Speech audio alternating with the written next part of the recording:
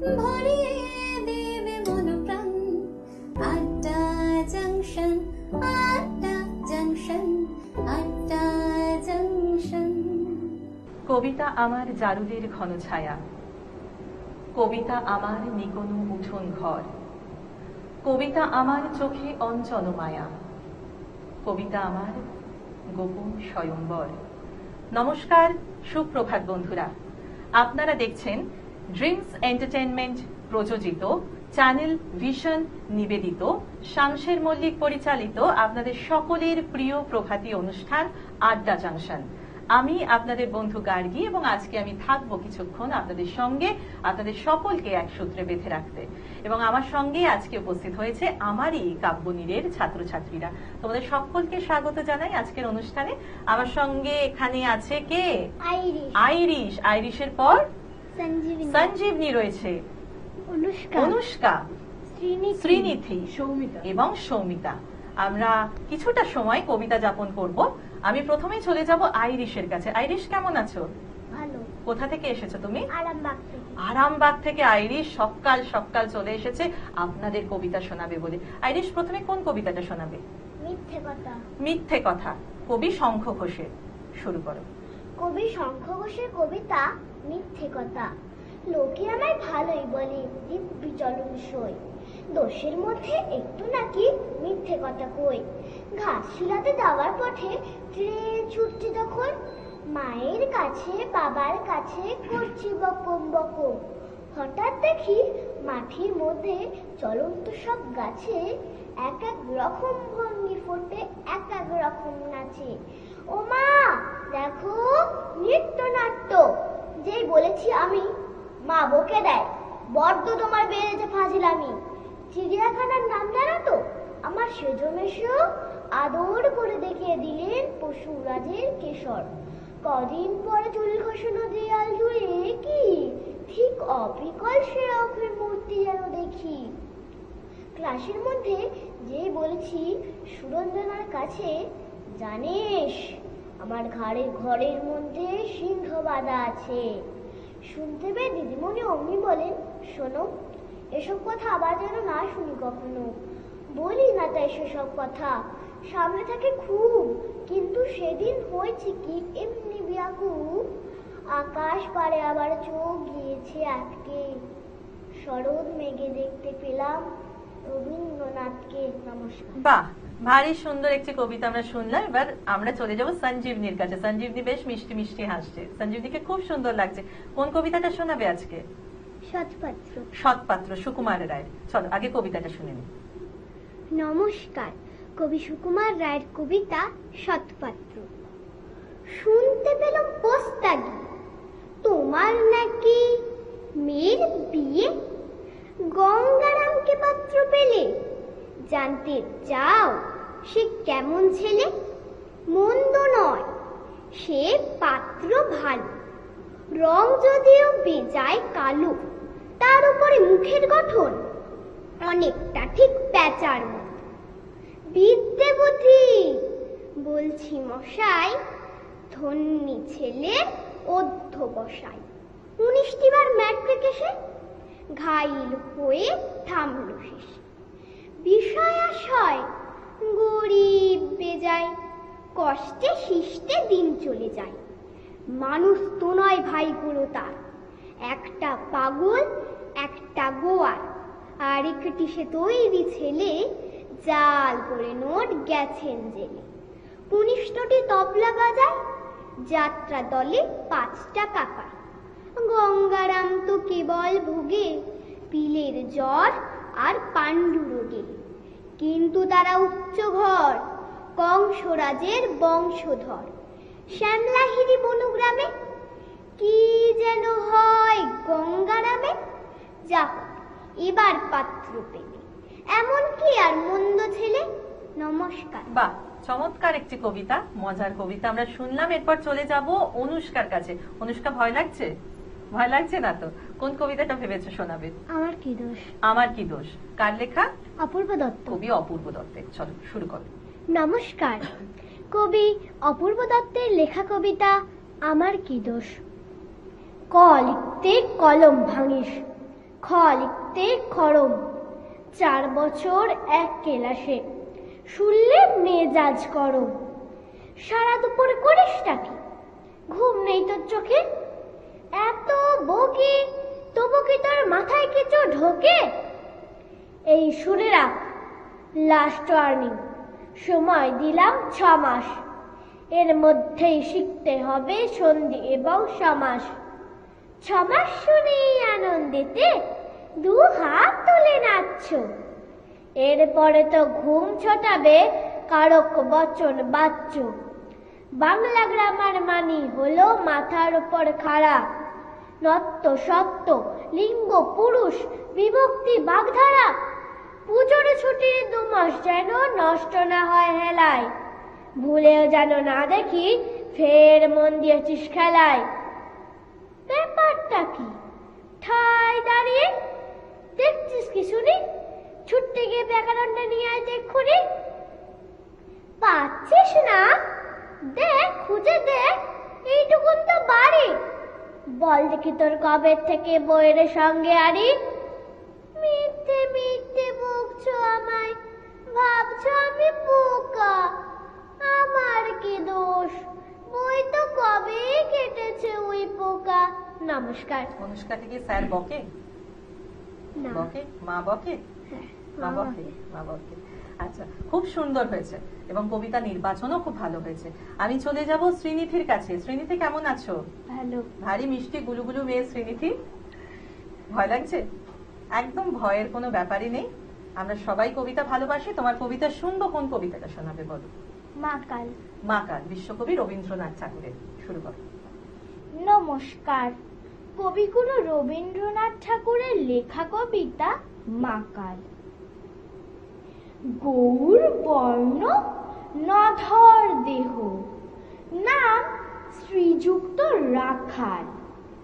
জন্ম তাহার হয়েছিল সেই যে বছর আকাল। গুরুমশাই বলেন তারে বুদ্ধি যে নেই একেবারে, দ্বিতীয় ভাগ করতে সারা 6 মাস ধরে নাকাল। রেগে মেগে বলেন বাঁদর, নাম দিনু তোর মাকাল। নামটা শুনে ভাবলে প্রথম বাঁকিয়ে যুগল ভুরু, তারপর সে বাড়ি এসে নৃত্য করলে শুরু। হঠাৎ ছেলের মাতন দেখে সবাই তারে শুধায়, এ কি? সকলকে সে জানিয়ে দিল নাম দিয়েছেন গুরু। নতুন নামের উৎসাহে তার বক্ষ দুরু দুরু। কোলের পরে বসিয়ে দাদা বললে কানে কানে, গুরু মশাই গাল দিয়েছেন বুঝিস নে তার মানে। রাখাল বলে কখনো না, মা যে আমায় বলেন শোনা। সেটা তো গাল নয়, সে কথা পাড়ায় সবাই জানে। আচ্ছা, তোমায় দেখিয়ে দেব, চলো তো ওইখানে। টেনে নিয়ে গেল তাকে পুকুর পাড়ের কাছে। বেড়ার পরে লতায় যেথা মাকাল ফলে আছে। বললে দাদা সত্যি বলো, সোনার যে মন্দ হলো। তুমি শেষে বলতে কি চাও, গাল ফলেছে গাছে? মাকাল আমি বলে রাখাল 2 হাত তুলে নাচে। দোয়াত কলম নিয়ে ঝোটে খেলতে নাহি চায়। লেখা পড়ায় মন দেখে মা অবাক হয়ে যায়। খাবার বেলা অবশেষে দেখে ছেলের কাণ্ড এসে। মেঝের পরে ঝুঁকে পড়ে খাতার পাতা চায়। লাইন টেনে লিখছে শুধু মাকাল চন্দ্র রায়। ধন্যবাদ। খুব ভালো লাগলো আমাদের। চলে যাব সৌমিতার কাছে। সৌমিতা, আজকে কোথা থেকে এসেছো? আমি বেগমপুর থেকে এসেছি। বেগমপুরটা কোথায়? ডানকুনির কাছে। আচ্ছা আচ্ছা, আজকে কোন কবিতাটা শোনাবে? আমরা অপেক্ষাই করছিলাম সৌমিতার কবিতার জন্য। কোনটা শোনাবে বলো আগে? একটি আঞ্চলিক কবিতা শোনাবো, কবি দেবাশিস দণ্ডের শুভেচ্ছা। ঠিক আছে, শুরু করো। কবি দেবাশিস দণ্ডের শুভেচ্ছা। কি দিনকাল পড়ল বলুন দেখি। মোবাইল যুক্ত আইসে খোপড়িটো পুরো জাম করে দিল। আগে কি হইতো, বৈশাখ মাইস্টো পড়লে ইউকে উতাকে বলা বলি করত, নববর্ষের শুভেচ্ছা লিবে। দশমীর দিনকে ঠাকুর ভাসান হইলে বলতো বিজয়ার শুভেচ্ছা লিবে গো। জন লোকগুলো ইংরেজিতে পেটারা মারতো, ওয়ারা মানা তো হ্যাপি ক্রিসমাস, লাইতো 1 জানুয়ারি। বাস কোটা খতম। আর অখন মোবাইল তো আইসে দিল তো পুরো ছিত্রা ফুটা করে দিল। সকাল বেলা ঘুমলে উঠে কাজ বাজ কুছু লাই, শুভেচ্ছা চালাচালি শুরু। ইয়ার গোলাপ ফুলটো ওদিকে, ওয়ার গেদা ফুলটো সিদিকে। ইয়াতেও স্বাস্তি নাই। দুপুর দিকে এক থাল ভাত লাপুটে সাপুটে মাইরে ফির চালু হয়ে গেল ঘুঘু ডাকা দুপুরের শুভেচ্ছা, কাওয়া উড়া দুপুরের শুভেচ্ছা। বাবা রে, কথার কি খেল। ইয়াতেও স্বাস্তি নাই। ফের সন্ধ্যা বেলা সাঁখে পু পইল কি পইল নাই, শুরু হয়ে গেল আর এক দফা শুভেচ্ছা। জ্বলন্ত প্রদীপের পিকচার নিয়ে তখন হ্যারো বড়। পিকচার বইলে রক্ষা, লাইতো মোবাইলে আগুন লাগাই দিত। ইয়াতেও স্বাস্তি নাই। রাত 10টা লেভর 3টে তক চইল কুষ্টির গুড নাইট। যে যেমন ল্যাদ মারছে আর কি। মোবাইল তো হাতে পাইয়ে পাবলিকের কেদা নিজা বেড়েছে না, কি বলবো। জ্যৈষ্ঠী মাস পইলে বলবে চাঁদি ফাটা শুভেচ্ছা, শ্রাবণ মাস পইলে বলবে বৃষ্টি ভিজা শুভেচ্ছা, ফাগুন মাস পইলে বলবে পলাশ ফুটা শুভেচ্ছা। হরি হে, শুভেচ্ছার কমতি নাই। আরো কত ঢঙের শুভেচ্ছা রয়েছে, কি বলবো। আপনি রক্তদান শিবির খুলেছেন, মনে কইলেন 2-4 জন আইসে রক্ত দিবে। হ বাবা, পাবলিক আইসে শুভেচ্ছা শুভেচ্ছা কইরে হরপা বান ছুটাইন দিলেক, রক্ত দিলেক নাই। আপনার কবিতার বই বেরাইছে, মনে কইলেন 2-4টো খরিদ্দার পাওয়া যাবে। ও বাবা, পাবলিক আইসে শুভেচ্ছার সুনামি লাগাইন দিলেক, বই তো কিনলেক নাই। ইয়ার পর এমন দিন আসবে সকাল বেলা খাইতে বসে বলবে চমুড়ি শুভেচ্ছা, দুপুর বেলা সিনাতে যায় বলবে সাবুন মাখা শুভেচ্ছা, সন্ধ্যা বেলা বলবে টিভি সিরিয়াল শুভেচ্ছা। শুভেচ্ছা না গোষ্ঠীর পিন্ডি। হব সবকাইকার মনে যখন অতই শুভেচ্ছা, দেশটার শুভ হচ্ছে নাই কেনে। নমস্কার। অসাধারণ একটি কবিতা, এবং ছোট্ট ছোট্ট যারা বন্ধুরা আমাদের সঙ্গে এসেছে তারাও খুব মজা লাগলো না কবিতাটা শুনে? প্রত্যেকেই বুঝতে পেরেছে। সমিতা ভীষণ ভালো বলেছ। আমরা আরো কবিতায় ফিরবো, তবে তার আগে সময় হয়ে গেছে একটা ছোট্ট বিরতির। নিয়ে নিচ্ছি একটা ছোট্ট বিরতি, ফিরে আসছি বিরতির পর। নাচ, গান অথবা আবৃত্তি সবার সামনে তুলে ধরতে চান আপনার প্রতিভা? তাহলে আর দেরি কেন? যোগাযোগ করুন আমাদের সাথে। আমরা তুলে ধরব আপনার সৃষ্টি, আপনার প্রতিভা। সকালের জলসা। যোগাযোগ করুন 9830567111 অথবা 7699587887 এই নম্বরে। সকালের জলসা। যদি তোর ডাক শুনে কেউ না আসে তবে একলা চলো রে, যদি তোর ডাক শুনে কেউ না আসে তবে একলা চলো রে। শীতের হাওয়ায় লাগলো নাচন আমলকির এই ডালে ডালে, পাতাগুলি ছড়িয়ে দিল ঝিরঝিরিয়ে তালে তালে। শত ফুল বিকশিত হোক, মনে মনে এই শুধুই চাওয়া। छोटी सी प्यारी सी नन्ही सी आई कोई परी, भोली सी न्यारी सी अच्छी सी आई कोई परी।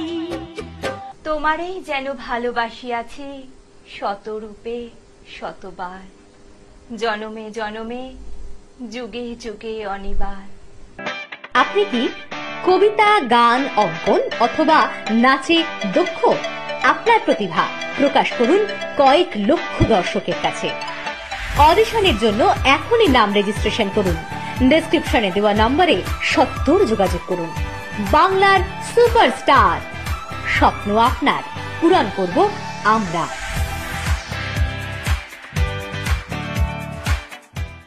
কবিতা কিংবা গান, নৃত্য আর অঙ্কন ভরিয়ে দেবে মনোপ্রাণ।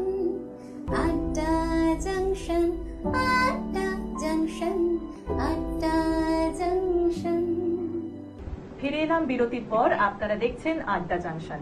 আমরা আবারও সরাসরি কবিতায় চলে যাব আইরিশের কাছে। আইরিশ কোনটা শোনাবে? ভূতের বুদ্ধি। শোনাও। কবি ভবানী প্রসাদ মজুমদারের কবিতা ভূতের বুদ্ধি। কলকাতা কাল গিয়েছিলাম জরুরি এক কাজে, তাছি ট্রেন আটকে গেল হঠাৎ পথের মাঝে। রাত 12টায় কাল্লা নেমে রওনা হলাম একা। চলার ধারে হঠাৎই এক ভূতের সঙ্গে দেখা। ভূত বলল, দাঁড়া, এমন সুযোগ কি আর পাবো? এক্ষুনি তোর ঘাড় মুটকে রক্ত চুষেই খাবো। কেঁদে বললাম, সে কি? আমি থুরথুরে এক বুড়ো, আমার দেহে রক্ত শীতল, ঠান্ডা গরম পুরো। তার সে ভাই পাগড়ি কোনো জোয়ান ছেলে মেয়ে দারুণ মজা পাবে তাদের গরম রক্ত খেয়ে। ভূত বলল, হোক ঠান্ডা, ওর মতোকেই সবার। ইচ্ছে আমার হচ্ছিল আজ খুব পুলিশ খাবার। নমস্কার। বাহ, আমি চলে যাব সঞ্জীবনীর কাছে। সঞ্জীবনী মিচকে মিচকে হাসছে। সঞ্জীবনী কোন কবিতাটা শোনাবে? খুকু ও খোকা। কবি অন্নদা শঙ্কর রায়ের কবিতা খুকু ও খোকা। শুরু করো। নমস্কার। খুকু ও খোকা, কবি অন্নদা শঙ্কর রায়। তেলের শেষে ভাঙলো বলে খুকুর পরে রাগ করো। তোমরা যে সব বুড়ো খোকা ভারত ভেঙে ভাগ করো। তার বেলা ভাঙছো প্রদেশ, ভাঙছো জেলা, জমি জমা ঘর বাড়ি, পাটের আরো ধানের কোলা, কারখানা আর রেলগাড়ি। তার বেলা চায়ের বাগান, কয়লা খনি, কলেজ থানা আপিস ঘর, চেয়ার টেবিল দেয়াল ঘুড়ি, পিয়ন পুলিশ প্রফেসর। তার বেলা যুদ্ধ জাহাজ, জঙ্গি মোটর, কাবান বিমান, অশ্বউট, ভাগা ভাগির ভাঙা ভাঙ্গির চলছে যেন হরিণ লুট। তার বেলা তেলের শিশি ভাঙলো বলে খুকুর পরে রাগ করো। তোমরা যে সব ধীরে খোকা বাংলা ভেঙে ভাগ করো। তার বেলা। নমস্কার। খুব ভালো একটি কবিতা আমরা শুনলাম সঞ্জীবনী থেকে। আমি চলে যাব অনুষ্কার কাছে। অনুষ্কা কোন কবিতাটা শোনাবে? ভারতবর্ষ। ভারতবর্ষ শোনাও। নমস্কার। কবি শবীন্দ্র ভৌমিকের লেখা কবিতা ভারতবর্ষ। এখানে তিনটে, ওখানে তিনটে, সেখানে তিনটে ঘেউ, এই তল্লাটে তারা ছাড়া আর মনীষী নেই কেউ। হারে রেড়ে রেড়ে চিৎকার শুনে সবাই পগার পার। শুধু একটা হাবাগোবা ছেলে, নাম ভুলে গেছে তার। তার দু চোখের দৃষ্টি কেমন স্বপ্নের মতো নীল। আমির খানের মুখের সঙ্গে একটু রয়েছে মিল। সবাই ধরলো, মারলো, বলল, বল জয় সিয়ারাম। ছেলেটা বলল, রবীন্দ্রনাথ, নজরুল ইসলাম। আর একদল বলল, বলতো আল্লাহ আকবার। ছেলেটা বলল, ডিরোজিও আর অতীশ দীপঙ্কর। সবাই ধরলো, মারলো, বলল, কোনখানে তোর ঘর? ছেলেটা বলল, ভারতবর্ষ, সবরমতীর চর। নমস্কার। অসাধারণ একটা লেখনী, খুব ভালো হয়েছে অনুষ্কার। আমি চলে যাব শ্রীনিধির কাছে। শ্রীনিধি কোন কবিতাটা শোনাবে? পুতুল ভাঙা। পুতুল ভাঙা রবি ঠাকুরের। শোনাও। নমস্কার।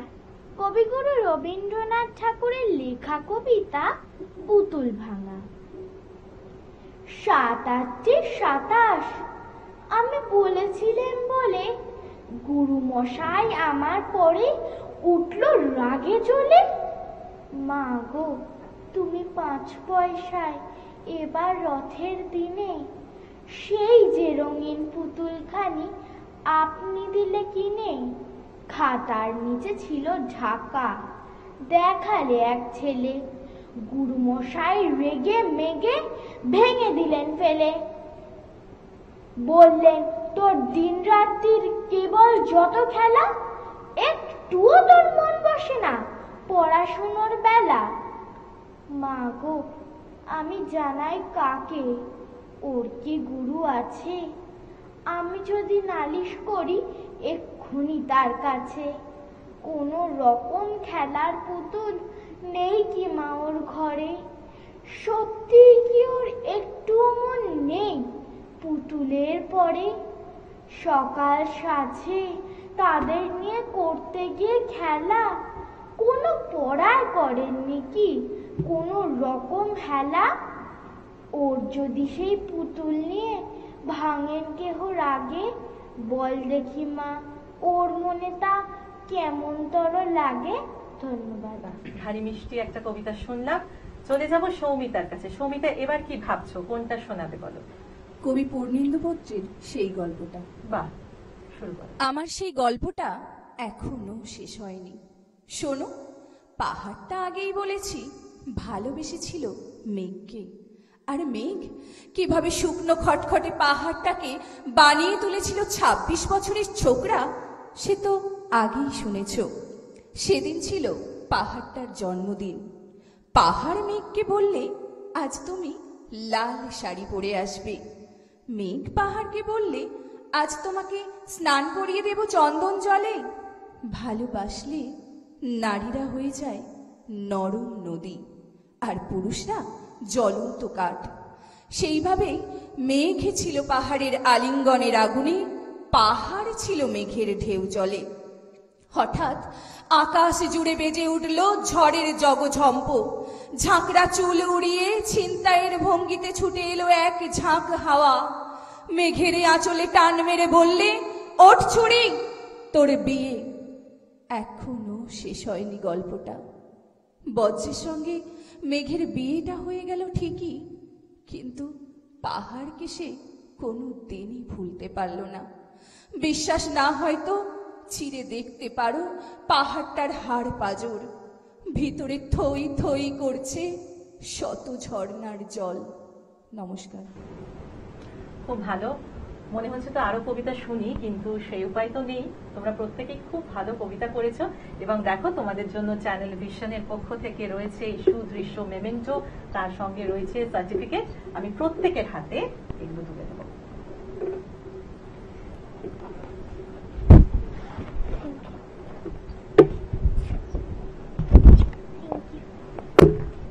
সৌমিতা, এবং তোমাদের জন্য রয়েছে ডিসকাউন্ট ভাউচার, সেগুলো মোমোমিয়ার পক্ষ থেকে, সেগুলো তোমাদের হাতে আমি তুলে দিচ্ছি।